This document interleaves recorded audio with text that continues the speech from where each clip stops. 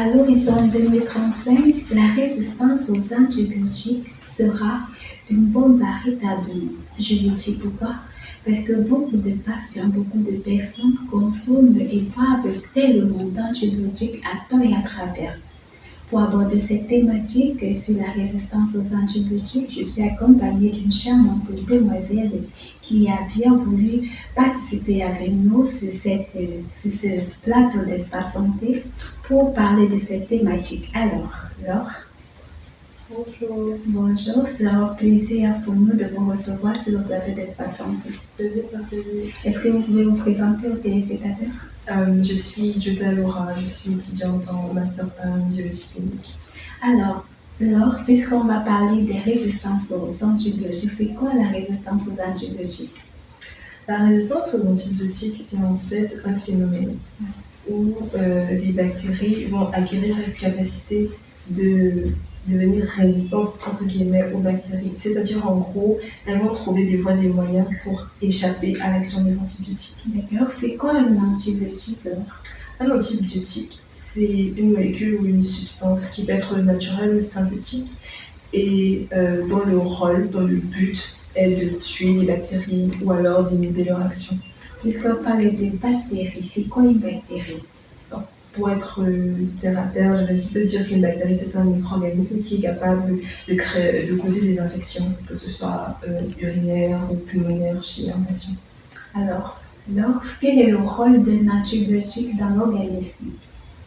Alors, l'antibiotique, en gros, lui, il est là pour détruire la bactérie ou alors pour l'inhiber, comme j'ai dit précédemment. Maintenant, je vais un peu entrer dans les petits détails. Donc, l'antibiotique va agir à plusieurs niveaux. Pour que vous puissiez comprendre très bien ce que je vais dire, je vais d'abord un peu décrire comment la bactérie se constitue. La bactérie se constitue d'un noyau, d'un cytoplasme, d'une membrane, et puis il y a certaines bactéries qui ont en plus de la membrane une paroi. Maintenant, quand l'antibiotique va venir, soit il va inhiber la synthèse de la paroi, donc lorsque la bactérie n'a plus de paroi, elle va se retrouver fragilisée et puis mourir ou alors être inactive, soit elle va venir inhiber la synthèse de la membrane. Et là, lorsque la membrane disparaît, je vais dire ça comme ça, on a un échappement de fluide et donc du coup, forcément, la bactérie meurt. Ou alors, l'antibiotique peut aller agir au niveau de la synthèse des protéines parce qu'il faut savoir que les bactéries vont synthétiser des protéines parfois pour pouvoir survivre elles-mêmes.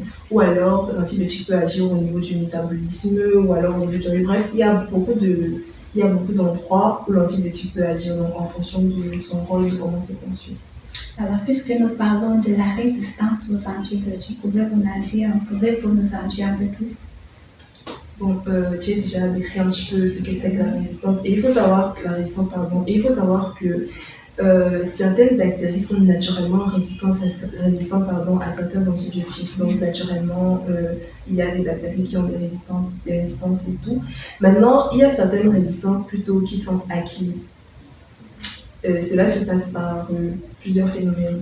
C'est-à-dire que soit la bactérie, parce que les bactéries, en fait, c'est des micro-organismes, mais qui sont très intelligents, ils sont très malins, je vais dire ça comme ça. Donc, plus la bactérie est soumise à un antibiotique, plus elle va essayer de développer des moyens d'y échapper. Comment elle va faire? Elle peut, par exemple, aller au niveau de son métabolisme. Si la bactérie sait que l'antibiotique va venir interagir au niveau de son métabolisme, elle va modifier son métabolisme donc pour contourner l'action de l'antibiotique. Ou alors, par exemple, elle peut sécréter une enzyme qui va détruire l'antibiotique avant que l'antibiotique n'ait le temps de le détruire lui.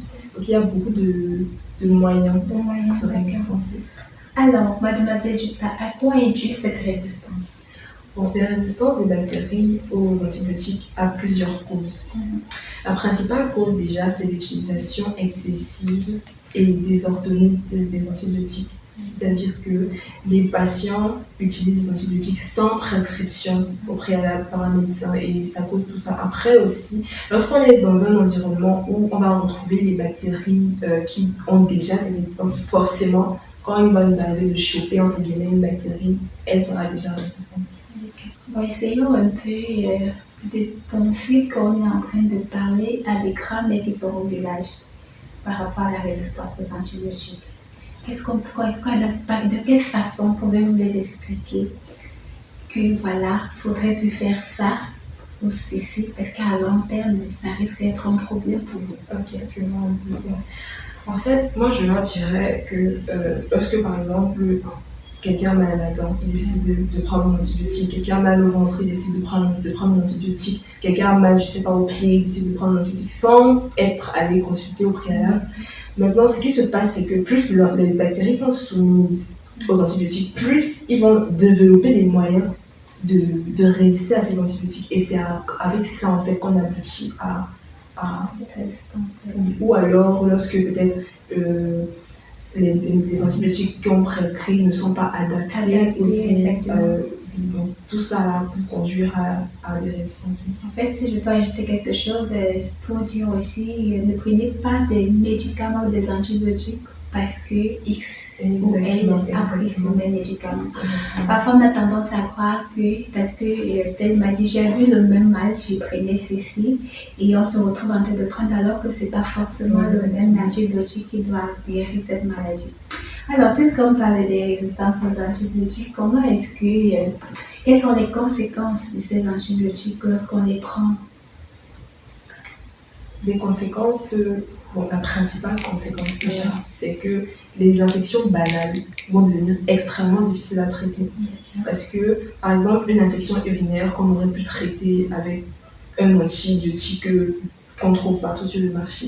Étant donné que le patient, par exemple, aura déjà trop consommé cet antibiotique, donc ces bactéries seront déjà résistantes. Là, à ce moment-là, ça sera compliqué. Il va falloir trouver des antibiotiques, d'autres antibiotiques et tout. Ça va rendre les traitements beaucoup plus longs et surtout beaucoup plus coûteux. Parce que les antibiotiques comme ça, qui seront plus puissants, forcément vont coûter plus cher et tout et tout. Et par même le temps qu'on trouve même un antibiotique qui sera adapté, le patient peut même mourir d'une petite infection peut-être urinaire, une petite infection génitale, mais le patient se retrouve à mourir. En parlant même de dire qu'à la longue terme, ça peut être coûteux, c'est même pas trop ça. Le problème, c'est qu'à long terme, même tu peux prendre puisque c'est un problème de résistance, à long terme, on pourra, à long terme, avec des infections bénignes, comme l'avait dit, si petit, vous pouvez prendre des antibiotiques qui n'agissent même plus du tout. Et ça fait en sorte qu'à la fin, vous mourrez carrément. Alors, qu'est-ce qu'il faut faire lorsqu'on est en face de tout ça? Qu'est-ce qu'il faut faire pour remédier à cette situation? Pour remédier à ça, il va falloir déjà prendre des bonnes habitudes. C'est-à-dire, il faut cesser de prendre un antibiotique parce que ma mère avait pris et moi je vais prendre. Il faut absolument que lorsqu'on prend un antibiotique, que ce soit sous prescription d'un médecin. Et puis, il y a un canevas en fait qu'il faut suivre. Lorsque le patient présente une infection, c'est déjà le biologiste qui va confirmer l'infection avec les différents examens biologiques et tout. Et lorsque le biologiste réussit à avoir le germe à l'origine de l'infection, il y a un examen qu'on appelle antibiogramme qui devrait systématiquement être fait. L'antibiogramme, c'est un examen qui va permettre de déterminer l'antibiotique qui est le plus à même d'agir spécifiquement sur le germe à l'origine de l'infection. Et maintenant, le biologiste, généralement, il va tester plusieurs antibiotiques et puis les antibiotiques qui seront efficaces pour le germe, il envoie la liste au médecin. Maintenant, le médecin, en fonction des paramètres du patient, en fonction de son âge, en fonction de son état physiologique, est-ce qu'il est enceinte, est-ce qu'il est enceinte, est-ce qu'il serait drépanocytaire, est-ce que le patient est anémique. En fonction de tout ça, il va décider de l'antibiotique qui est le plus adapté pour son patient.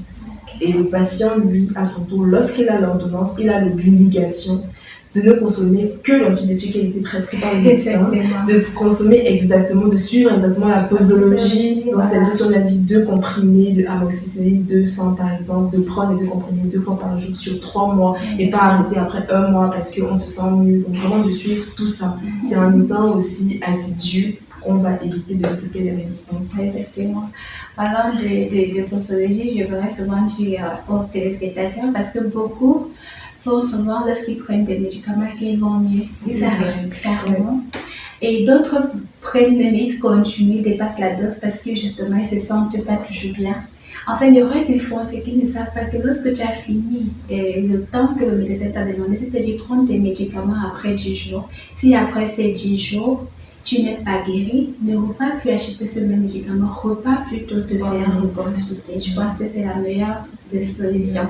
Et aussi, je pense qu'il faudra aussi qu'on puisse regarder l'heure de prise des médicaments. Parce que ça aussi, beaucoup de patients ne respectent pas. Lorsque vous avez commencé, par exemple, à prendre les médicaments, si vous avez décidé que le soir c'était à 18h, c'est un peu préférable que si vous ne devez pas le lendemain, c'est toujours la même heure. Parce que tout ça aussi, ça joue sur l'organisme.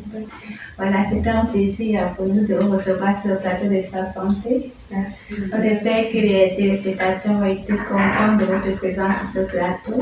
J'espère aussi. Et puis on espère aussi que vous reviendrez parmi nous. Ce sera avec plaisir. D'accord.